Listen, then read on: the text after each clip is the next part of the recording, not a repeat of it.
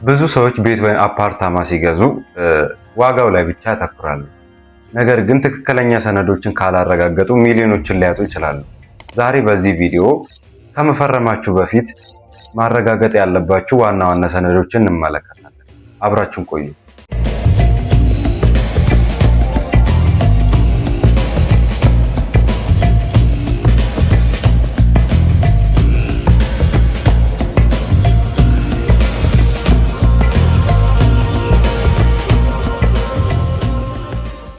ንብረቱን ከማጣራታችን በፊት መጀመሪያ ማጣራት የምንጀምረው የሻጩን ማንነት ነው።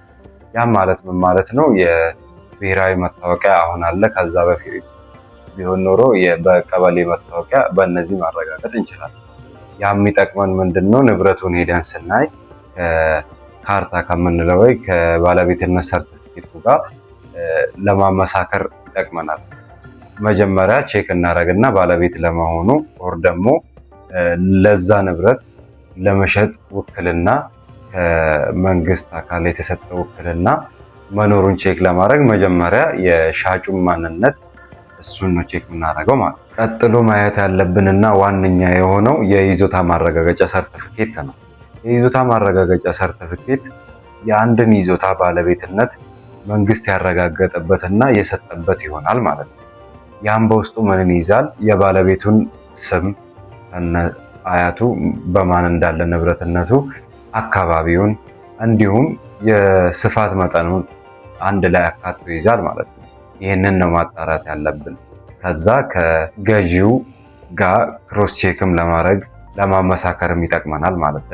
መሬቱ ደግሞ በነባር ይዞታ ሳይሆን በሊዝ የተወሰደ ከሆነ የሊዝ ስምምነት፣ የሊዝ ይዞታ ማረጋገጫ፣ ሌላኛው ደግሞ የሊዝ ግዴታዎች መፈጸማቸው የሚያሳይ ማስረጃ፣ እነዚህ ማጣራት አለብን። ምክንያቱም በመሬት አስተዳደር አገልግሎት እነዚህ ሰነዶች ስለሚያስፈልጉ ማለት ነው። ሌላኛው ደግሞ የሽያጭ ውል ነው የሚሆነው። የሽያጭ ውል በውልና ማስረጃ ስለሚፈለግ ውልና ማስረጃ የሽያጭ ውሉ ከተፈጸመ በኋላ ወደ ውልና ማስረጃ ሄደን በሱ ሲረጋገጥ ነው የንብረት ማስተላለፍ የሚቀጥለው ማለት ነው። የሽያጭ ውል ላይ ምን ምን ይካተታል?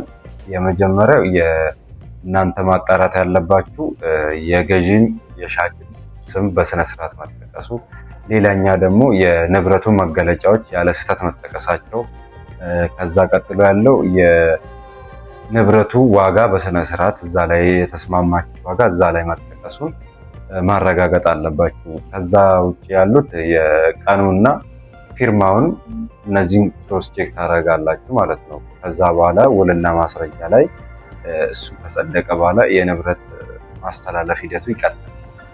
ሌላኛው ያለቀ ህንፃ ወይንም ደግሞ የመኖሪያ ቤት ወይ የንግድ ህንፃ ስንገዛ የግንባታው መጽደቅን ቼክ ማድረግ አለብን። ያም ማለት የመጀመሪያው ከተሰጠን ዶክመንት ጋር ክሮስ ቼክ እያደረግን ያለውን ህንፃ ትክክል መምጣቱን፣ ሌላኛው ደግሞ በተገቢ ባለስልጣን ግንባታው መፈቀዱን ቼክ ማድረግ አለብን። ያም የሚጠቅመን ከዛ ቀጥሎ ለሚመጣው የህግ ኢሹዎች ኦር ደግሞ የፕላን ኢሹዎች ካሉ እነሱን ቀድመን በማወቅ ወደ ግዢ ስነስርዓት እንድንሄድ ይረዳናል ማለት ነው። መጨረሻም ላይ እንደ ቲፕ ማስቀምጣቸው ነገሮች ቢኖሩ አንደኛው ኮፒ ላይ አትተማመኑ። ኮፒ ላይ አትተማመኑ የምልበት ምክንያት ብዙውን ጊዜ ኮፒ ሲሰጧችሁ የይዞታ ማረጋገጫው በአንድ ሰው ይሆንና ሄዶ በትክክለኛ ቦታው ተሄዶ ሲረጋገጥ ይዞታው በሌላ ሰው ይኖራል አንዳንዴ እና ኮፒ ላይ ዲፔንድ አታርጉ ነው። ሁለተኛው ደግሞ ኢንኮንሲስተንሲ ካለ በስም በቀን በፊርማ እነዚህ ኢንኮንሲስተንሲዎች ካሉ ክፍያችሁን አቁማችሁ እነዛን ክሊር ማድረግ ነው። ሶስተኛው ደግሞ እያንዳንዱ ዶክመንት በተገቢው የመንግስት መስሪያ ቤት ሄዳችሁ ክሮስ ቼክ ማድረግ አለባችሁ።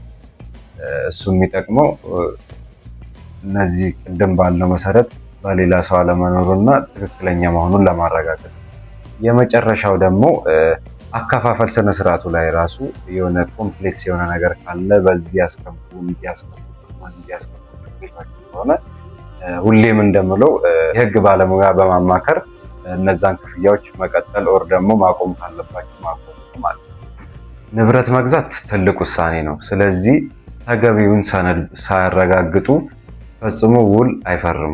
ቪዲዮን ጠቃሚ ሆነው ካገኛችሁት ላይክ አድርጋችሁ ለወዳጅ ቤተሰብ ሼር እንድታደርጉት ጠይቃችኋለሁ። የአዲስ ታይምስ ፕሮፐርቲስንም ሰብስክራይብ በማድረግ ቤተሰብ ይሆኑ እላለሁ። መልካም ጊዜ